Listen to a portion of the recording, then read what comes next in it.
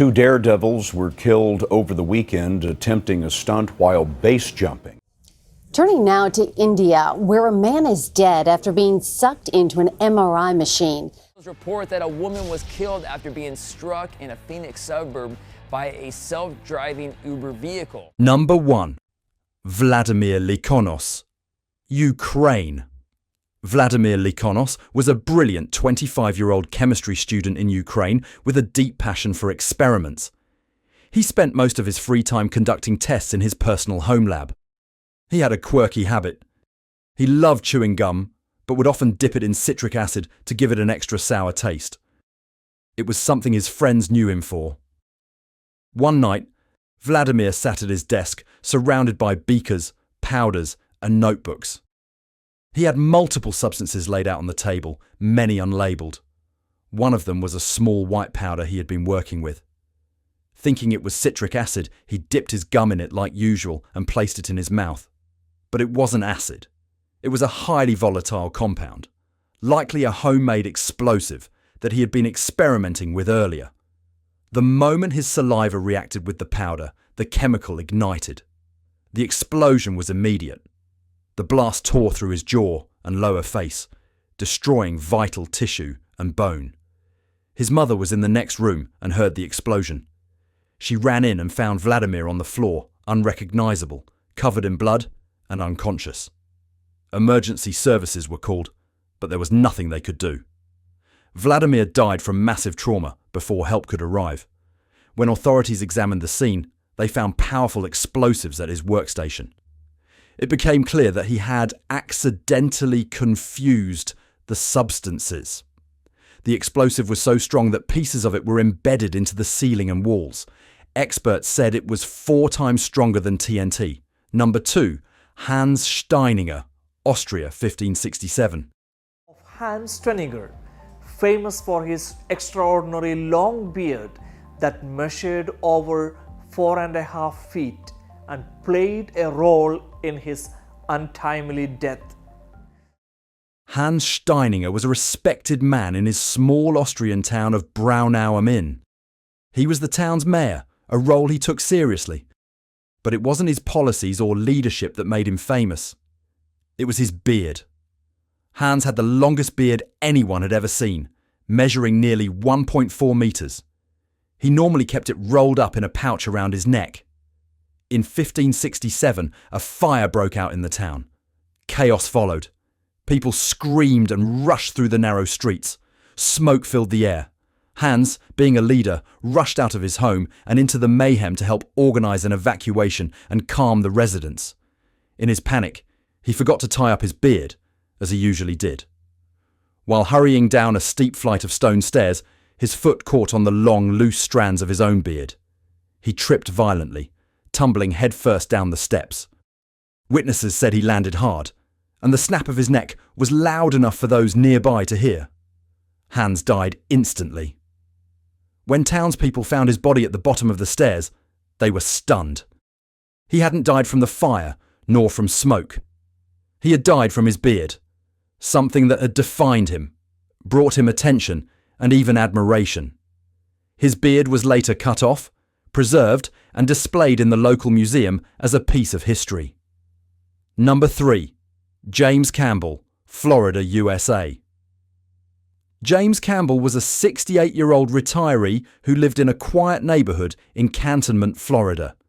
He and his wife Iris lived a peaceful life with their pets, including a strong and energetic boxer dog.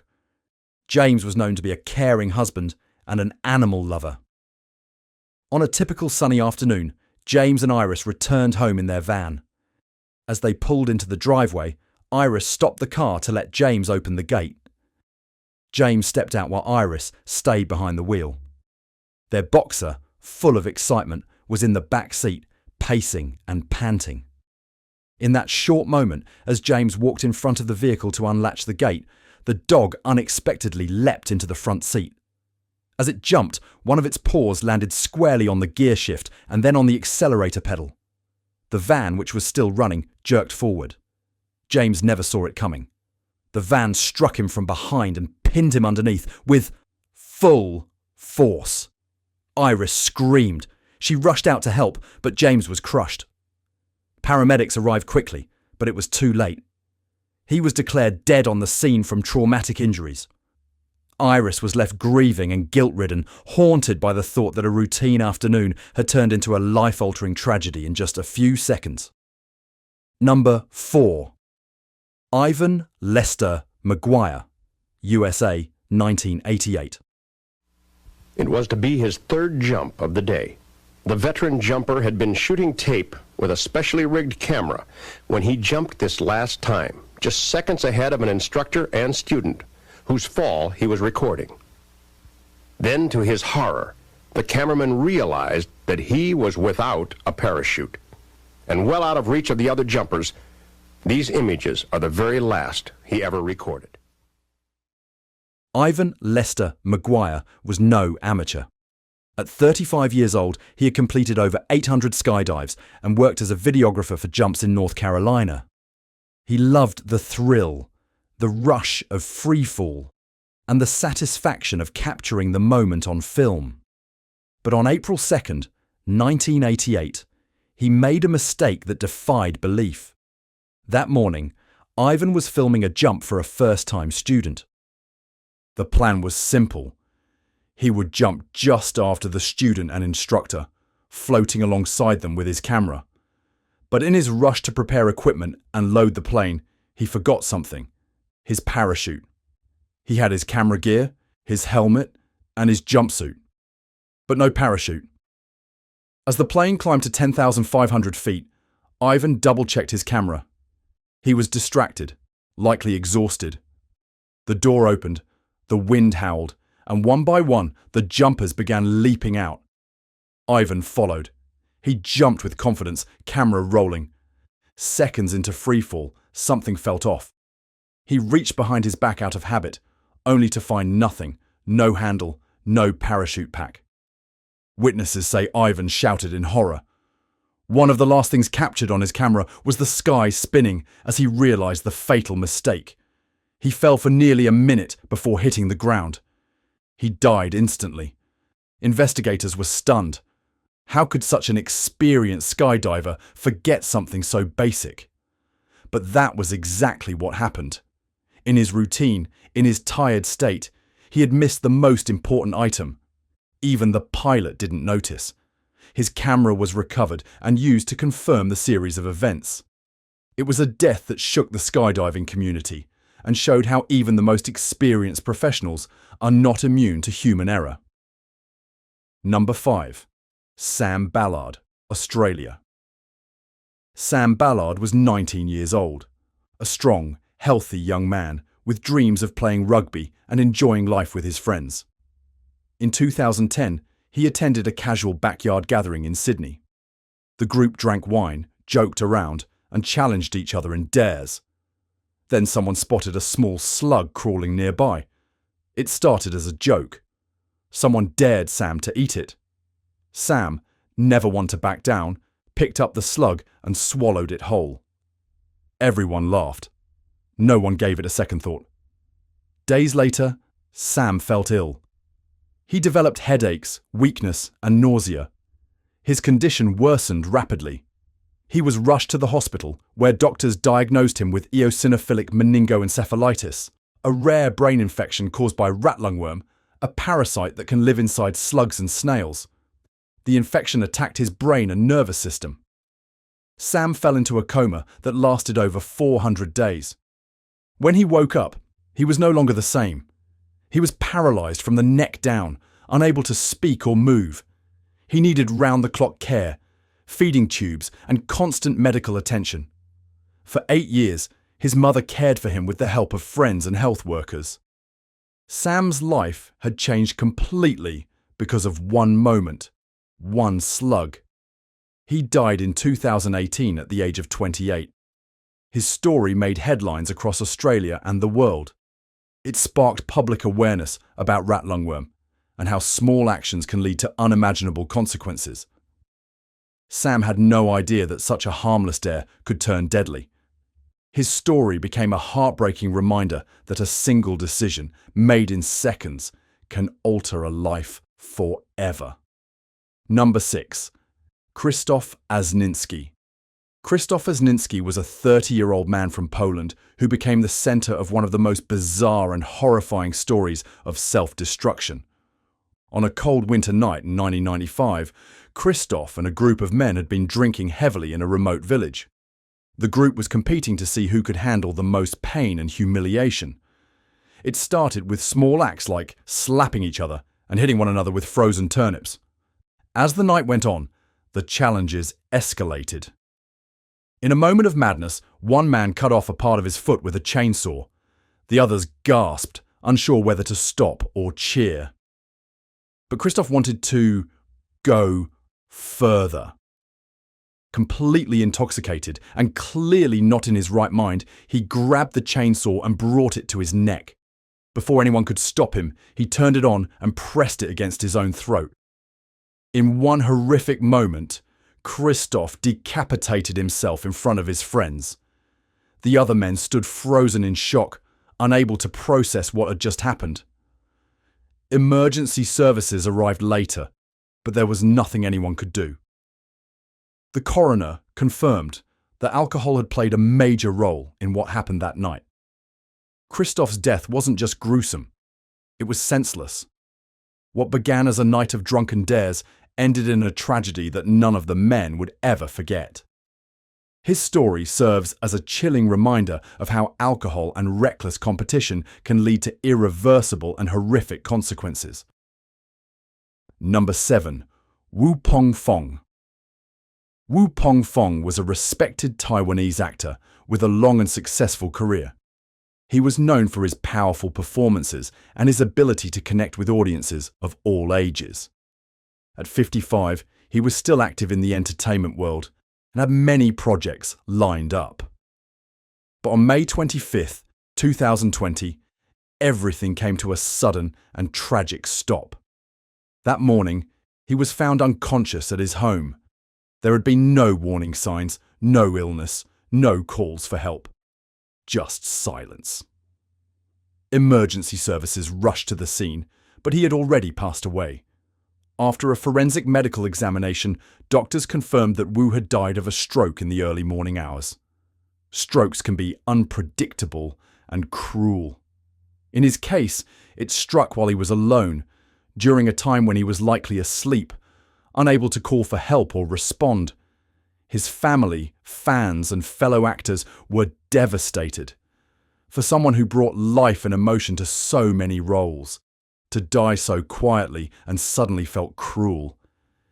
He didn't suffer a public accident or an obvious health decline. He simply didn't wake up. His passing left a silence in the industry, a gap that could not be filled. Number 8. Actton Beal. Actton Beal was a 20-year-old man from Brisbane, Australia, who became one of the earliest victims of a dangerous social media trend called planking. This trend involved lying face down in strange or risky locations while keeping your arms tight to your sides, like a stiff board, and posting photos online. It was meant to be funny and daring, but it quickly turned dangerous. In May 2011, Actton tried to plank on the railing of a 7th-floor balcony. It was just a narrow ledge, barely wide enough to stand on. One slip meant certain death. His friends were nearby, some filming, others watching. But what began as a joke turned deadly in a split second. Actton lost his balance and fell straight down 7 stories. He landed on the ground below and died instantly. When emergency services arrived, there was nothing they could do. The photos and video clips that were meant to capture a silly moment were instead evidence of a horrifying accident. Actton's death shocked the online world and forced people to take a second look at the risks people were taking just to get likes and attention. His death was especially tragic because it was preventable. He didn't mean to die, he just wanted to be part of a trend. But in chasing that moment, he paid with his life. Number 9. Elaine Herdsburg. Elaine was 49 and lived in Tempe, Arizona. She often rode her bicycle across a busy street late in the evening. On March 18, 2018, just before 10 p.m, she wheeled her bike across Mill Avenue. The sky was dark, but the streetlights were on. A self-driving test vehicle approached. The car's sensors did not spot her in time. The vehicle did not slow down. Elaine was hit and dragged under the front wheels. Bystanders ran to help but could not stop the car quickly enough. Emergency teams arrived and tried to save her. She died at the scene. In the moments before, she may have felt confusion and fear, though it happened very fast. Her family was told she had little time to react. The safety driver in the car could not act soon enough. After her death, investigators looked into how the car's system worked. They found that the system was set to detect only large objects and did not brake for a person. Her case was the first known death of a pedestrian by an autonomous vehicle. The outcome led to talks about safety rules and human backup in such tests. Elaine's death raised questions for drivers, engineers, and regulators. It made many people rethink vehicle tests on public roads. Her loss left a gap in her community. Friends remembered her kindness and routines. She had plans for the days ahead. Those plans ended in a sudden moment on a street crossing. Her story shows how new technology can fail in a human setting. It reminds us that testing on public roads can carry real danger. Elaine's name became part of discussions on how to protect people when automated vehicles share space with pedestrians. Number 10. Shabbarish. Shabbarish was a teenager living in a town in India. He looked forward to a festival night when fireworks and firecrackers fill the air. On that day, he joined friends and family in outdoor games. He held a firecracker that was larger than usual. He may have felt a mix of excitement and nervousness. Those devices carry sudden force when they go off. In many places, people light them for a few seconds and then step back. But Shabbarish's device had a fault or was mishandled. When he lit the fuse, the firecracker exploded too close to his body. The blast caused deep burns and severe injuries. The noise and flash may have left him disoriented. Nearby people heard the burst and saw him fall. They rushed to help, calling for medical aid. He was taken to a nearby hospital. Doctors treated burns on his limbs and torso.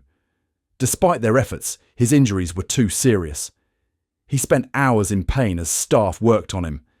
He may have had trouble breathing from chest burns. His family stayed by his side. They watched as he struggled. Late that night, he passed away. The cause was injury from the blast. His death felt sudden to those who knew him. In the days before, he had spoken of simple hopes: finishing school, helping his family. Those hopes ended when the device went off in the wrong way. Afterward, local people spoke about safe handling of fireworks and avoiding large devices. His story served as a warning to others. It showed how a moment's choice can lead to severe harm. The memory of Shabbarish remained with friends and family as a warning and a loss they could not repair. Number 11. Zenia Ignatva. Zenia was a young woman in Russia who wanted a memorable photo. She joined friends near train tracks and a bridge. They thought a selfie at a risky spot would look daring online. Zenia climbed onto a railing above live electrical lines. The height was about 10 meters above the ground. As she posed with her phone, she leaned forward. A sudden slip brought her close to a live cable. The cable carried high voltage. She may have felt a shock or a jolt before losing balance. The shock caused severe burns and made her lose hold. She fell backward from the railing. The impact injured her body badly. People nearby called emergency services. First responders arrived and tried to help. They saw serious wounds from the fall and from the electric shock. Doctors treated her in hospital, but the damage was too great. She died before dawn. In the hours before, she may have felt fear or regret, but in seconds the accident took her life. Her story spread online as a warning. Many people spoke about avoiding risky stunts for social media. Her family remembered her as someone with dreams cut short by a single mistake. Number 12. Rajesh Maruachi. Rajesh was 32 and lived in Mumbai. One day he went with a relative to a hospital for an MRI scan. MRI machines use strong magnets. Staff usually ask people to leave metal items outside the scan room, where Rajesh had an oxygen cylinder with him. He carried it into the MRI area, unaware of the danger. When the MRI started, the magnet pulled the cylinder with great force. The cylinder struck Rajesh and pushed him toward the machine. He was trapped between the metal object and the MRI unit. Colleagues heard a crash and ran in. They tried to pull the cylinder away, but the magnetic pull was too strong. Rajesh was badly hurt by the impact and by pressure on his body. He lost consciousness quickly. Medical staff halted the scan and called for help. They worked to free him, but could not do so fast enough. He died from severe trauma. Hospital administrators and investigators looked into the event. They found that safety checks had failed. The staff had not removed the cylinder or warned Rajesh. The case led to arrests and fines. It also led to stricter rules about MRI safety in other places. Rajesh's death highlighted how a single oversight can end in tragedy. His family faced grief and anger. They spoke about the need for clear warnings and training for all hospital visitors. His story reminded medical teams to follow safety steps without fail. Number 13. John Bonham. John was a drummer in a famous rock band. He was 32 when he died on September 25, 1980. He spent a day drinking alcohol heavily, taking many measures of vodka. Late that night, he was helped to bed by friends who thought he would sleep it off. He lay on his side, but the amount of alcohol in his body was very high. During sleep, he vomited. Because of deep unconsciousness from drinking, he could not clear his airway. He choked on his own vomit and developed fluid in his lungs. By morning, he was found unresponsive.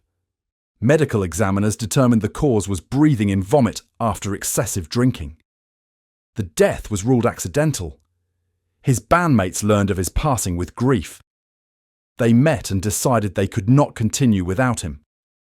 His daughter was very young at the time. Fans around the world felt the loss. He had been known for strong drumming that drove the band's sound. In his final hours, he may have been unaware of the risk. He and friends likely saw the night as another party. The outcome showed how alcohol in large amounts can disable protective reflexes. His story is remembered as a caution about heavy drinking. His music lives on, but his life ended when he could not recover from a night of excess. Number 14. Dean Potter. Dean Potter was 43 when he died in May 2015. He lived for years in Yosemite National Park. He was a climber and a wingsuit flyer. On a spring morning, he and a fellow climber planned a wingsuit flight from a cliff called Taft Point. They climbed before dawn to reach the takeoff spot. The air was cold and still. They checked their gear. Their parachutes were packed. They wore tight suits to help them glide. In a small window of light, they jumped. At first they glided over the valley floor below. Then they aimed to open their parachutes. Something went wrong. Their suits did not give enough lift, or they flew too close to the rock face. They did not clear the cliff's edge. Their parachutes did not open in time. Both fell into the rock below. Emergency crews searched by air. By morning, they found the bodies. Death was instant. Friends and family learned the news with shock. Dean had spoken before about the risks he accepted. He had chosen a path that mixed climbing and jumping. He knew the danger. Still, he went ahead. He had trained for years. In the end, one small mistake or one wrong wind shift cost his life. His passing led to talks among climbers about safety checks and when to stop. Some saw his death as avoidable, others saw it as part of the risk he accepted. His family remembered him as someone who loved the mountains and wanted to push his limits. His loss left grief in the community that knew him. His story shows how a single moment in a risky activity can end a life that seemed full of skill and care for nature. Number 15. Valeri Rosoff. Valeri Rosoff was 52 when he died in November 2017. He was a Russian base jumper known for leaping from very high mountains. He set records by jumping from peaks over 7,000 meters. In November, he went to Nepal's Everest region. He aimed to jump from Armadablam, a mountain around 6,800 meters tall. The team set up camp near the summit. He prepared his special wingsuit and checked each strap. He studied wind and weather for hours. On the chosen morning, the sky was clear but cold. He climbed to a drop point on a steep face. He paused to breathe in thin air and to focus. Then he stepped off the cliff. At first, he glided smoothly away from the rock. He planned to steer down to a safe landing zone below. But high-altitude jumps carry many risks. The air is thin, making control harder. Small shifts in wind can push a flyer closer to the mountain. In his jump, something changed. He may have hit a gust or misread a ridge. He did not reach the planned glide path. He struck a slope or lost lift. He fell into rocky terrain. Teams on the ground saw trouble and alerted rescue. Helicopters flew, but rough terrain and thin air made work slow. By the time they reached him, injuries were too severe. He died on site. His team and family learned later that a small error at great height can be fatal. He had spent years mastering jumps and training his body. He knew the stakes.